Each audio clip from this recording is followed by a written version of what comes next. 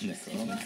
Elle est là, elle n'est pas du tout sur nous. Donc à la lumière ici, elle ne sert pas à grand chose. Oui. Enfin, Mais au moins elle arrive. Non, mais elle est très mauvaise en plus cette lumière. Allez, ça filme, donc là on va. Oui, non, oui, ce que je voulais dire, c'est que effectivement, ce que tu poses, qui est une ressemblance entre le roman, enfin, là où il y a le plus de ressemblance, c'est entre le roman et la version de Baz Luhrmann. Oui. Sauf que ce qu'on a oublié de dire, enfin ce que j'avais dit moi lors de ma première intervention, c'est que Baz Luhrmann, contrairement à Jack Layton qui est sur le début, enfin qui est fidèle au roman sur la manière dont il s'engage, Baz Luhrmann invente la première scène, invente le personnage du narrateur, invente cette idée qu'on parte de la mort de Gatsby. Le roman, la première scène, c'est le dîner chez Daisy. C'est comme ça que démarre le roman. Et puis il démarre le roman avec le conseil du père, etc. Bon, mais le fait qu'on démarre sur cette scène où le narrateur subit une cure des intoxications à la mort de Gatsby et revient rétrospectivement sur l'histoire, donc là, tout d'un coup, on a une narration rétrospective dans le film de Baz Luhrmann, ce qui n'est absolument pas le cas du roman, et ce qui n'est pas du tout le cas non plus du film de Clayton.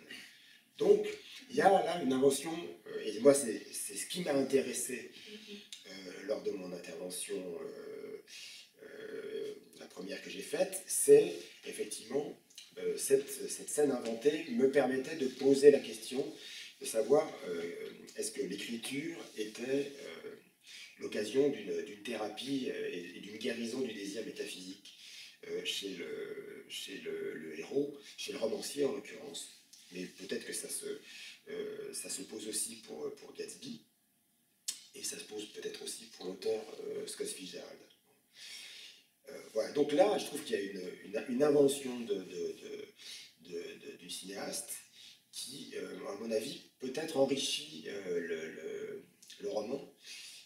Voilà, et puis, d'une certaine manière, colle aussi à l'approche girardienne, où justement, il y a une espèce de double perspective dans le roman, qui est à la fois rétrospective et prospective. C'est-à-dire que le romancier, justement, pour pouvoir écrire le roman, doit avoir désiré, mais ne plus désirer au moment où il écrit le roman. C'est la rupture avec le désir qui permet l'écriture du roman et qui permet cette double perspective temporelle. Voilà, et donc ça, c'est pour moi vachement important.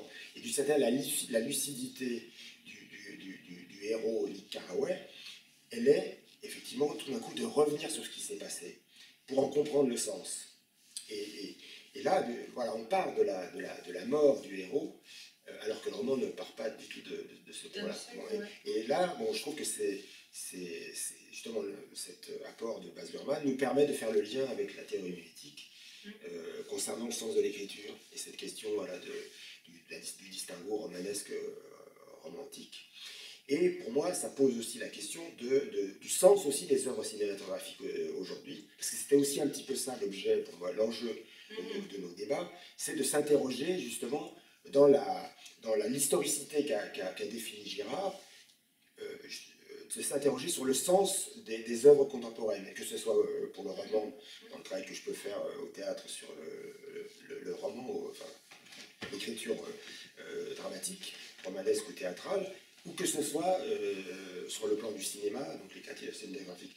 Et je pense que c'est un des enjeux de notre... Et donc, quelle est ta conclusion justement sur ton analyse sur le côté, sur la contemporanéité de cette œuvre, de cette dernière œuvre de Gatsby?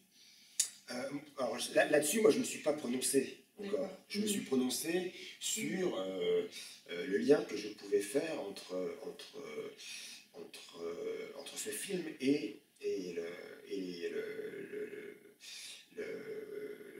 le sens romanesque du roman. Voilà. Est-ce que effectivement le parcours du romancier à travers le roman, c'est au fond une réconciliation. Mais si on pose par exemple la question au niveau social, on voit bien que dans le roman et dans le film, la conclusion du film, c'est pas du tout une réconciliation sociale. Au contraire, quand tu disais effectivement est-ce que l'auteur sacrifie, au fond, moi je pense que l'auteur a le sentiment d'être sacrifié en tant que membre d'une société, enfin d'une classe inférieure, désirant parvenir, désirant s'élever dans l'échelle sociale. Il a l'impression qu'on l'en empêche.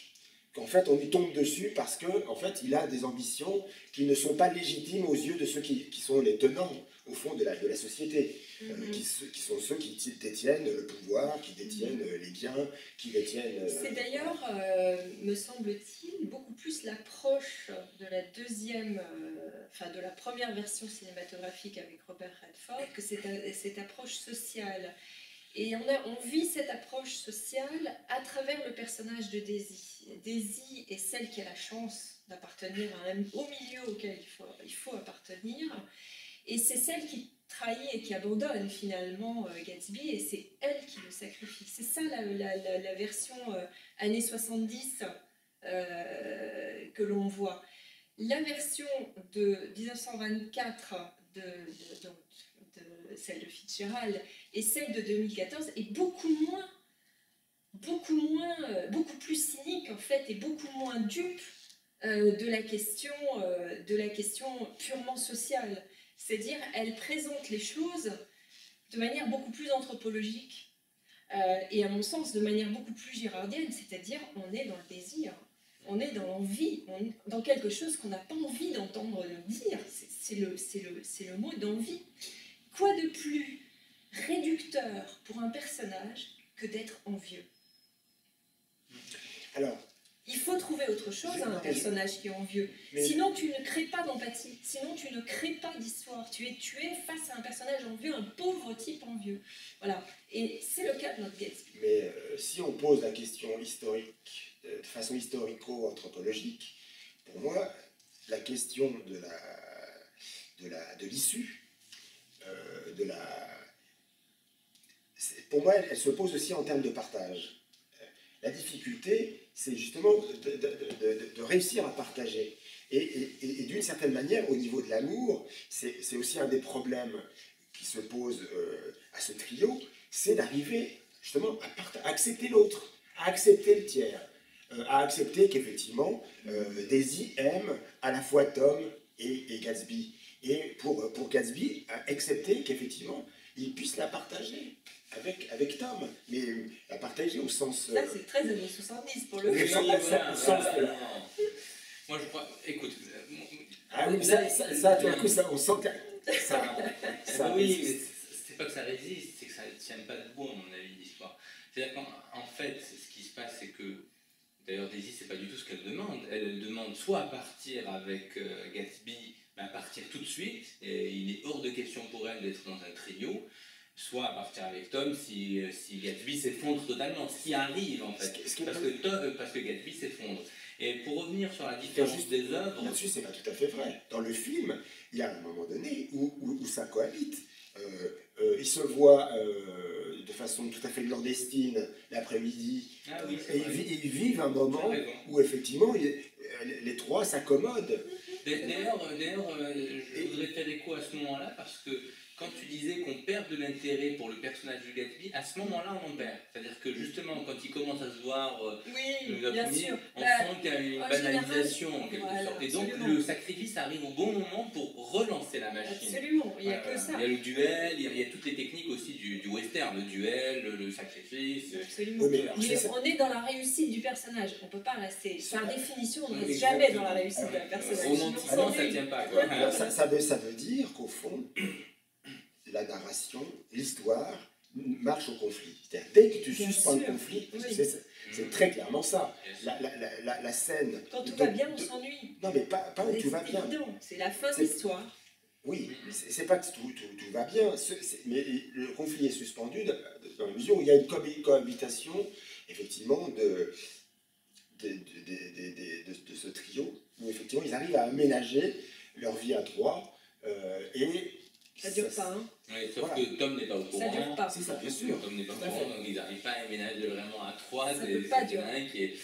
Après, pour revenir sur la différence entre les trois œuvres, ou le roman et les deux autres films, je pense que ça vaut le coup, il me semble, moi, de plus axer sur le fait que Daisy est désignée différemment dans le premier film, c'est-à-dire qu'elle devient la femme fatale qui est la cause de tout, plutôt que le côté systémique qui est décrit en effet dans le premier dans le roman et dans le troisième film, où justement on fait référence à nouveau à la crise, parce que je pense que l'idée aussi c'est de faire référence à la crise de 2008, la crise financière, je pense que c'est et on très voit présent. cet emballement Ouais. de la bourse, etc. Ouais. Donc je pense que cet emballement-là, il dit bien, on ne peut pas désigner une jeune fille comme étant la cause de ce délire. Donc je pense qu'il y a quelque chose comme ça. Donc je trouve que ça c'est intéressant pour aussi ne pas être, par rapport à la question de la forme, c'est-à-dire le fait qu'on raconte, c'est-à-dire qu'il y a un narrateur qui est Nick, etc., que ça ne prenne pas une importance sur le plan formel, quoi. Je trouve pas que ça a tant d'importance que ça, finalement. Il me semble que le cœur du propos, je pense qu'il est mieux identifié si on parle de qui est désigné. Voilà. Moi, alors, je finis là-dessus. Pourquoi ? Parce que je crois que nous sommes arrivés tous les trois à la même conclusion, c'est-à-dire qu'il m'a semblé qu'on était tous d'accord pour dire qu'il n'y a pas une véritable conversion. Donc ça veut dire que le rôle dévolu à la narration ou à la naissance d'un auteur par Girard, quand il dit l'auteur meurt à lui-même par la création, etc., moi je pense que Fitzgerald reste, en quelque sorte, on était d'accord pour dire qu'il n'y a pas une véritable conversion, ni de la part de Nick, ni de la part de Fitzgerald lui-même. On n'a pas l'impression que cette conversion totale a eu lieu. Elle est en cours, certainement, elle est en train de se faire, mais elle n'a pas encore abouti. Voilà. Donc ça expliquerait pourquoi le côté formel de est-ce qu'il y a un narrateur, est-ce que le fait que le narrateur devienne un écrivain, etc., j'ai pas l'impression que ce soit tout à fait... Alors, deux choses sont posées à partir de ce film et de l'œuvre de Fitzgerald.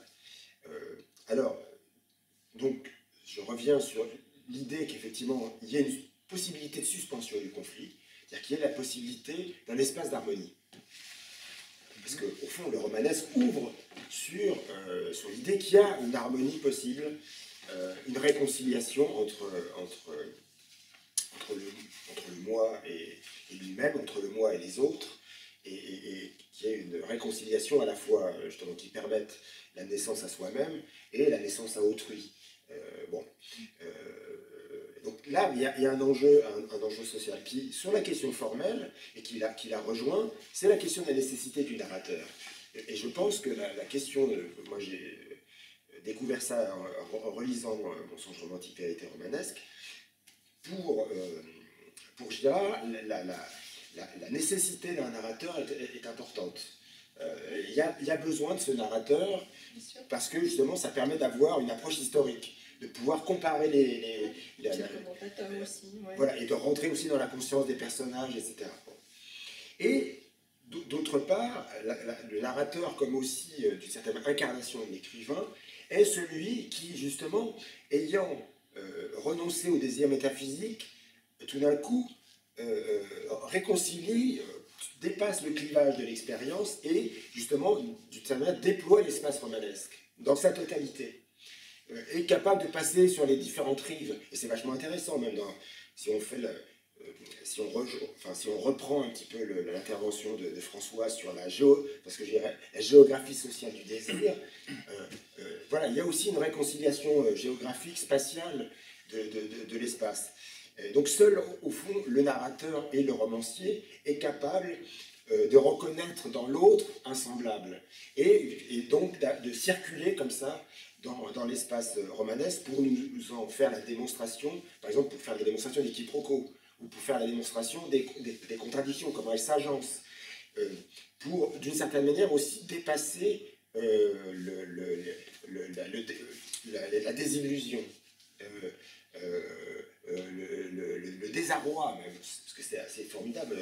Le film de Baz Luhrmann commence quand même par le désarroi immense du personnage de Nick Carraway, qui est donc sombre dans une espèce d'addiction aux stupéfiants, enfin là c'est l'alcool, mais dans une dépression en fait.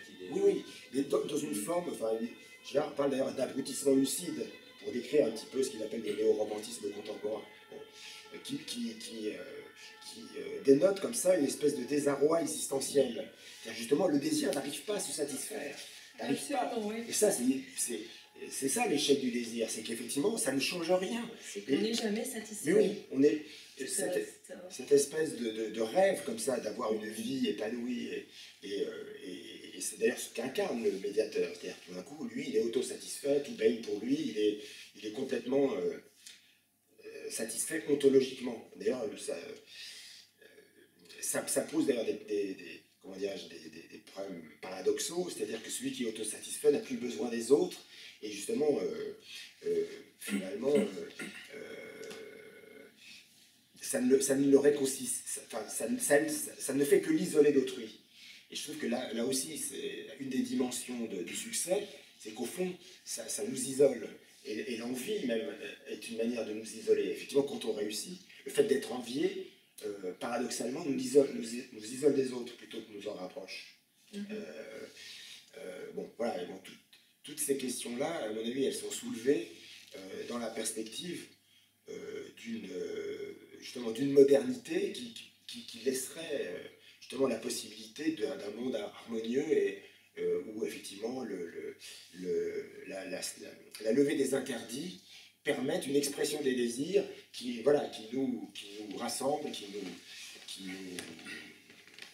nous rapproche, qui fasse qu'au fond, finalement, on arrive à vivre tous ensemble de façon la joie et la bonne humeur. Voilà. Oui, mais c'est d'une certaine manière, la perspective du bonheur, c'est aussi une des données quand même de la fiction.